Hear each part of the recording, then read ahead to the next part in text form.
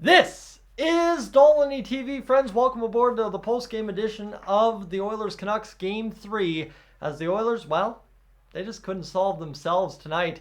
And that comes down to the exact same thing the Canucks fell to in Game 2 and the Oilers fell to in Game 1. Cursed is the team that scores the power play goal to open up the hockey game. Game 1, the Oilers scored the opening power play goal, lost the hockey game. Game 2, the Vancouver Canucks score the opening power play goal, lose the hockey game. Game 3, the Oilers score the opening power play goal, lose the hockey game. You can write it home a million other ways, however you want. Posts, Skinner, Shelovs, whatever you want your headline to be, friends, fine and dandy with me. But at the end of the day, this is absolutely wild that you think something that would gain you so much momentum in the playoffs, something that you think would just be like soul crushing for the team, especially, right? The Oilers in Game 1 coming into the other building and scoring a power play goal, which the Oilers power play, much lauded, right out of the gate, would crush the Canucks. No, Canucks win the hockey game. Okay, game number 2, you think, okay, the Vancouver Canucks have scored the power play goal at home. They have taken a 1-0 series lead already. The Oilers, obviously, Skinner's beat for the first goal of the game. That's a good sign if you're the Canucks. You lose that hockey game. Tonight, the Oilers at home, right? They're 5 minutes in. They haven't played a terrible 5 minutes. They got some saves early from Skinner. Hey, life's going to be great. We score a power play goal. Game on. No. It is bound to happen. And I would hate to be the Canucks. I would absolutely be fragile in the mind if I was the Canucks and I scored the opening goal in next game on the power play, because my goodness, this has got to be the most wild sequence to start a series I have ever seen in my life. Just watching basically how this played out, right? The Oilers make a game of it very late in the hockey game, just basically missing off the side of the net on Shelovs, and also a goal called off on the goal line on a bounce off the glove in on the goal line. So however you want to chalk it down tonight, fair and dandy with me. Again, I'm not just going to sit here and run a guy out of town because it's a convenient thing for Oilers fans to do. Again, Shelovs has given up just one less goal than Stuart Skinner in this series, and the Canucks lead 2-1, not 4-0. So at the end of the day, panic button not really needing to be pressed. The fact that the Oilers continue to fight in this series is good. It can't be all the top guns all the time, though, and obviously too, Ian Cole is here to help us, right? Ian Cole, late in that hockey game, has another puck go off him into the back of the game back of the net that made it a 4-3 game. So no, it's game on in this series. I think I'm the one that predicted here on Dolynny TV that it was going to be a 6-game series. So I'm looking forward to seeing what the Oilers can do in the next 3 to possibly wrap it up. But again, this one's starting to get that feeling that it might very well come down to 7. And if it goes down to 7, I'm looking forward to it game on, because it's going to be a great time. But again, it's just so wild, friends, that something, right? We're talking about a power play in the start of the first period. The Oilers power play is soul crushing, right? You know the Oilers power play finds a way to score big goals at every moment. They find the way to score the early one, but kind of struggled ever since after that.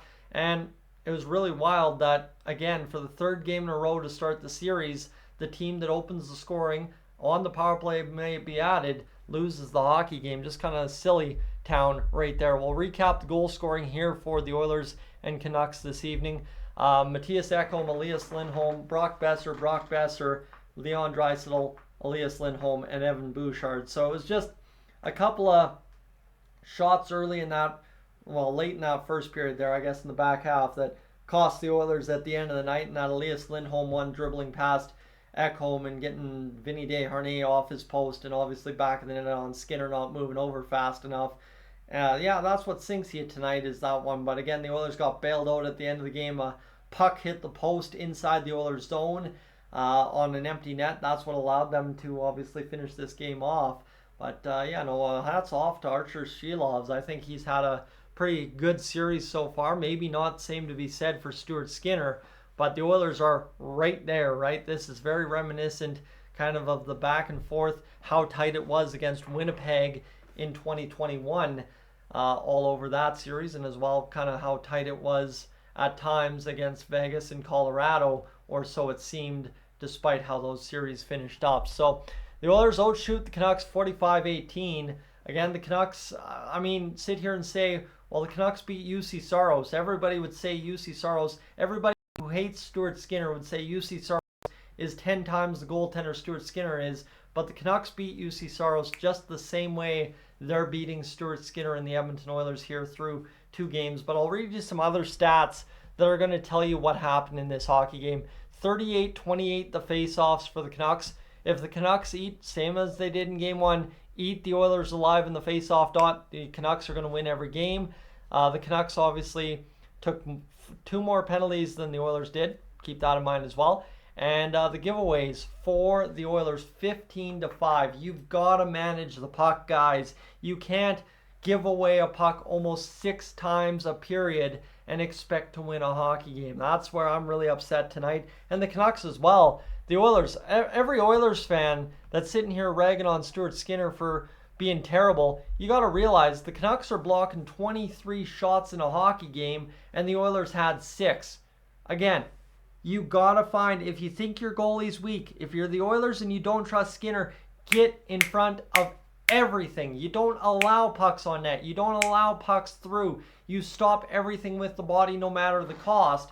But here we have it somehow. The other team gets 10 less giveaways than us, and we have 23 block shots for the Canucks and 6 block shots for the Oilers. And every headline you read tonight is going to say Stuart Skinner is the reason the Oilers lost 4-3. Tough, right? I just, again, everybody needs someone to blame, but it's just upsetting to me that no matter what we do, we always find the good guys in the room to blame, right? Jordan Eberle, I don't think anyone's got a bad word to say about that guy, but 1 turnover in the playoffs, the first time the Oilers were in the playoffs for 10 years and you're run out of town. I don't want to do that again here this year. That's all I'm saying. So the Edmonton Oilers obviously got to find a way to clean up a whole bunch of things in their games. And I said it at the start of Game 2. You find a way to win the face-off battle in regulation against the Canucks, you ain't losing in regulation. Oilers won in overtime.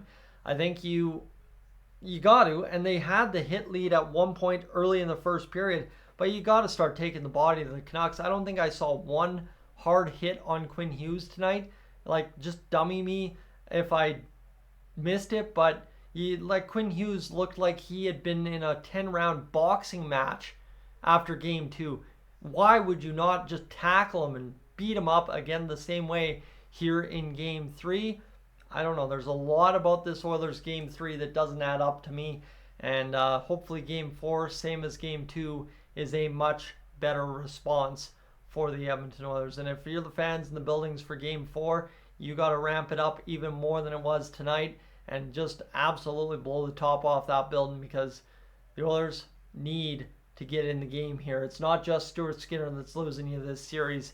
You can't tell me when you get out hit, out face-off, out block shot, and you give away the puck 10 times more, or 10 more times than the opposition, that you deserved to win tonight, even if you scored 3 goals and your goalie should have had some. I don't care. This has been a poor effort from the Edmonton Oilers tonight, but the Oilers desperately need a better response in game number 4. Friends, I'm Tyson, this is Dolynny TV. That's been your post-game edition tonight. I am up on out of here. For those of you on the live stream, though, stay